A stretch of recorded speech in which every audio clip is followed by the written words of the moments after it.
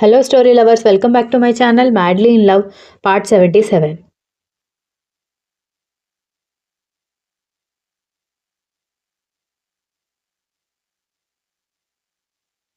విరాట్ ఏమీ మాట్లాడకుండా phone number ఎక్కడుందో తెలుసుకోమని తనకి తెలిసిన మొబైల్ కంపెనీ వాళ్ళకి ఇన్ఫర్మేషన్ ఇచ్చాడు. 24 గంటలు గడిచిపోతుంది. ఎలాంటి న్యూస్ తెలియలేదు.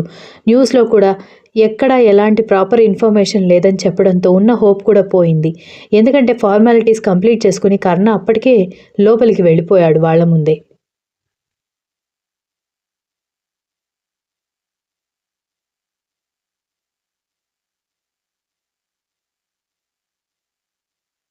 దక్ష భోజనం చేయకుండా ఏడుస్తూనే ఉండడంతో ఆమెకి ఓపిక లేకుండా పోయింది. పైగా చేతులకి గాయాలయ్యేసరికి ఒంట్లో శక్తి కూడా పోయేసరికి దీక్షితకి దక్ష పరిస్థితి గురించి భయం వేసింది. మరొకవైపు స్నేహ కర్ణ వాళ్ళ నాన్నమ్మ కూడా దుఃఖ సంద్రంలో మునిగిపోయి ఉంటే శాంభవి మోహన్ రామ సంఘవి వాళ్ళకి తెలిసిన వాళ్ళకి ట్రై చేస్తున్నారు. కానీ సంఘవి కాల్ చేస్తుంటే మాత్రం ఎవరూ రిసీవ్ చేసుకోకపోవడంతో ఆమెని అందరూ వెలివేశారని అర్థమైంది.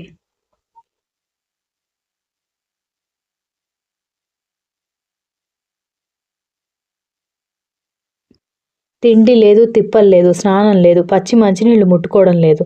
టీవీ ముందు అలాగే కూర్చుంది దక్ష.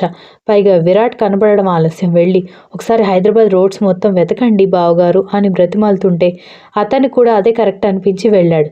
కానీ ఎయిర్పోర్ట్లో మిస్ అయిన వాడు రోడ్డు మీద ఎలా దొరుకుతాడు? దాంతో విరాట్ ప్రయత్నం వృధా ప్రయాస అయిపోయింది.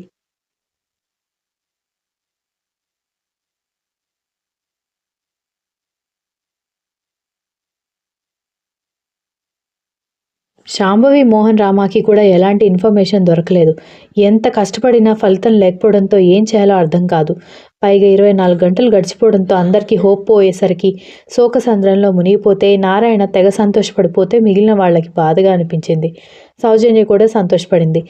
30 గంటలు గడిచింది. చీకటి పడిపోతుంది. దక్ష నీరసంగా సోఫా చేతి మీద వాలి అలాగే పడుకుంది. కానీ కర్ణ కర్ణ ఈ పేరే ఆమె హృదయం జపిస్తోంది.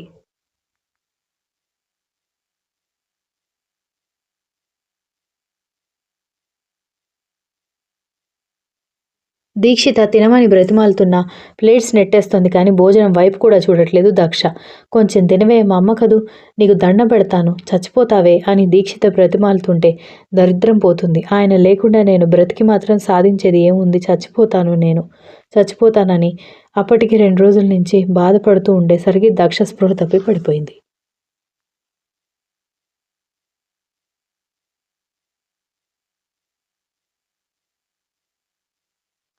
దక్ష అని అరుస్తూ విరాట్, నవీన్, దీక్షిత పరిగెత్తి పిలిచేలోపే 2 రోజుల నుంచి ఏమీ తినక స్పృహ కోల్పోయిన దక్షని వెంటనే హాస్పిటల్కి తీసుకువెళ్లారు. దక్ష పూర్తిగా స్పృహ కోల్పోయేసరికి దీక్షిత దక్ష దక్ష అని ఏడుస్తూ ఉండడంతో విరాట్ దక్షని 2 చేతుల్లో ఎత్తుకుని తీసుకెళ్లి కారులో వెనుక వైపు పడుకోబెట్టి వెళ్లి డ్రైవింగ్ సీట్లో కూర్చుంటే దక్ష తలని తన ఒడిలో పెట్టుకుని నవీన్ కూర్చుంటే దక్ష కాళ్ళని తన ఒడిలో పెట్టుకుని దీక్షిత కూర్చుని ఇద్దరు చెల్లి కోసం బాధపడడం మొదలుపెట్టారు.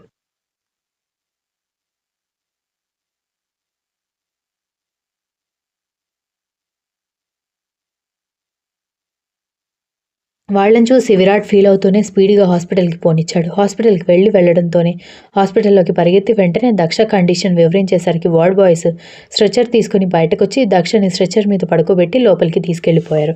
దీక్షిత ఏడుస్తూ ఉంటే విరాట్ ఆమెని దగ్గరికి తీసుకుని ఏం అవ్వదు, సరిగ్గా తినలేదు కదా, ఒంట్లో బలం లేక అలా అయిపోయింది, కామన్ కదా, మీరు అది చూసి భయపడకండి అంటూ నవీన్ భుజం మీద తట్టి దీక్షితని హత్తుకొని కూర్చున్నాడు.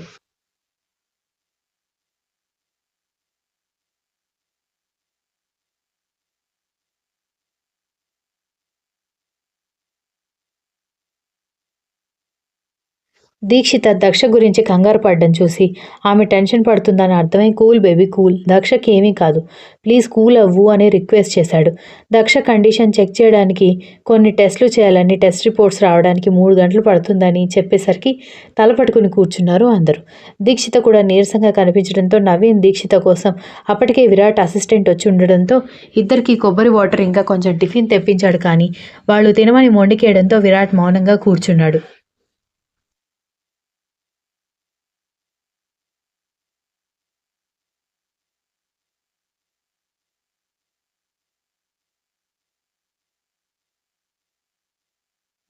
సరిగ్గా 3 గంటల తర్వాత డాక్టర్ విరాట్ వాళ్ళని లోపలికి పిలవడంతో ముగ్గురు వెళ్ళగా అక్కడున్న 2 చైర్స్‌లో దీక్షితని, నవీన్‌ని కూర్చోబెట్టి "వాట్ హ్యాపెండ్ డాక్టర్? దానికంతా బాగానే ఉంది కదా" అని అడిగాడు విరాట్.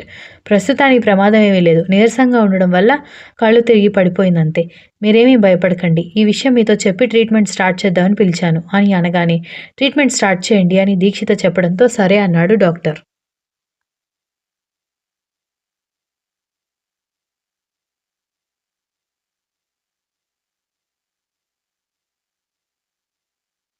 డాక్టర్ సరేనంటూ పక్కన ఉన్న నర్స్ వైపు చూడడంతో ఆమె కొన్ని డాక్యుమెంట్స్ ఇచ్చేసరికి సెలైన్ బాటిల్ పెట్టడమే కదా డాక్టర్, దానికెందుకు ఫార్మాలిటీస్ అనగానే అదేం లేదు, ఇవి కామన్గా అన్ని హాస్పిటల్స్లో ఉండే ఫార్మాలిటీస్ అని చెప్పడంతో దీక్షిత, నవీన్ గార్డియన్స్గా సిగ్నేచర్ చేయడంతో వాళ్ళు ట్రీట్మెంట్కి ప్రొసీడ్ అయ్యారు.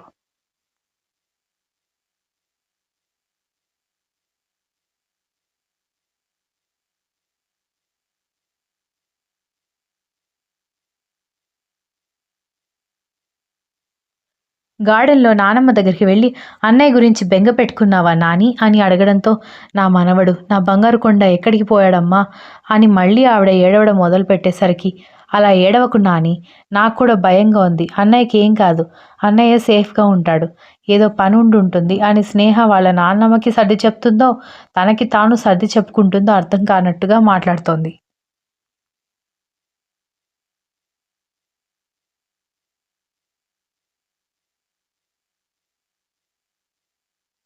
అసలే సంగవి చేసిన పనికి పరువు పోయి టెన్షన్‌లో ఉంటే, ఈ టైంలో కర్ణ కనపడకుండా పోవడం శాంభవి, మోహన్ రామకి నెత్తి మీద బరువు పడినట్టుగా అవ్వడమే కాకుండా, ఎంత కోపం ఉన్నా, ఎన్ని అపార్థాలున్నా దక్షను ప్రేమించి వాళ్ళని ఎదిరించాడన్న కోపమే కానీ, వాళ్ళకి కడుపు తీపి ఉండడంతో చాలా బాధపడుతున్నారు.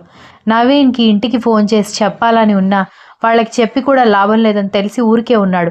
అట్లీస్ట్ తల్లికి చెప్పాలన్న వదినకి, లేదంటే తండ్రికి, లేదంటే అన్నయ్యకి ఫోన్ చేయాలి. రక్షకి ఇంకా ఫోన్‌కి కొనివ్వలేదు. పైగా తనకప్పుడు కూడా జాబ్ లేదు. జాబ్ వచ్చినా 2 నెలలకి రకరకాల గొడవలతో ఆ జాబ్ వదిలేయాల్సి వచ్చింది.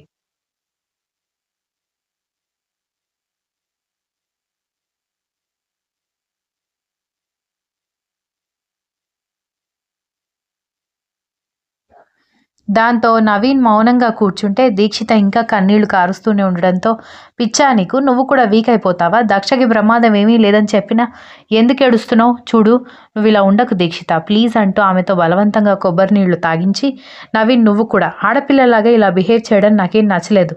ప్లీజ్ కొంచెం కొబ్బరి నీళ్లు తాగు" అని రిక్వెస్ట్ చేశాడు.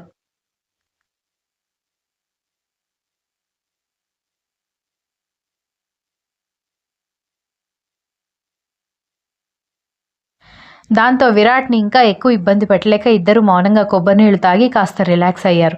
1 అవర్ తర్వాత దక్ష కాసేపట్లో నార్మల్ అయిపోతుందని చెప్పడంతో అందరూ ఊపిరి పీల్చుకుని దక్షని చూడ్డానికి వెళ్లడంతో నిద్రపోతూ ఉండేసరికి దక్ష నుదుటి మీద ముద్దు పెట్టుకుని "ఎందుకే ఇంత పిచ్చిదానిలాగా తయారయ్యావు?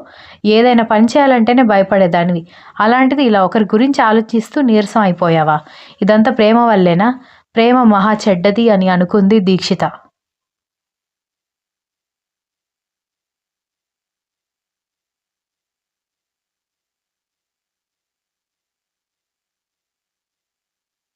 నవీన్ కూడా చెల్లెలు తల నిమిరి అప్పుడు ఊపిరి వచ్చినట్టుగా ఫీల్ అవుతుంటే చెప్తూనే ఉన్నాను కదా దక్షకేమీ కాదని ఇద్దరూ టెన్షన్ పడి నన్ను టెన్షన్ పెట్టి చచ్చారని విరాట్ కోపంగా వెళ్ళిపోవడంతో దీక్షిత, నవీన్ మౌనంగా కూర్చుండిపోయారు. అప్పటికి నవీన్కి మనసాగాక ఇంటికి ఫోన్ చేస్తే "ఈ వార్త తెలిసి మేము ఇక్కడ సంబరాలు చేసుకుంటూ ఉంటే వాడు రాలేదని నీ చెల్లెలు మహా గొప్ప పని చేసింది. నా ఇంటికి పట్టిన చీడ పురుగులు మీరందరూ" అని నారాయణ మాట్లాడడంతో "నువ్వొక మూర్ఖుడివని తెలిసి కూడా నీకు ఫోన్ చేసినందుకు నాకు బుద్ధి లేదు.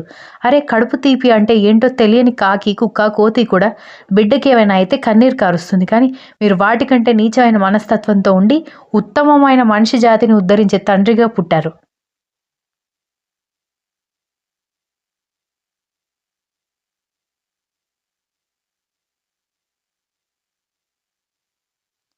నాన్న, ఈ మాట నేను చెప్పొచ్చో లేదో నాకు తెలీదు కానీ నువ్వు ఏ కోడలు కొడుకు కోసం ఇంతలా ఆలోచిస్తున్నావో నువ్వు మంచాన పడిన నాడు వాళ్ళు నీ మొహం కూడా చూడరు.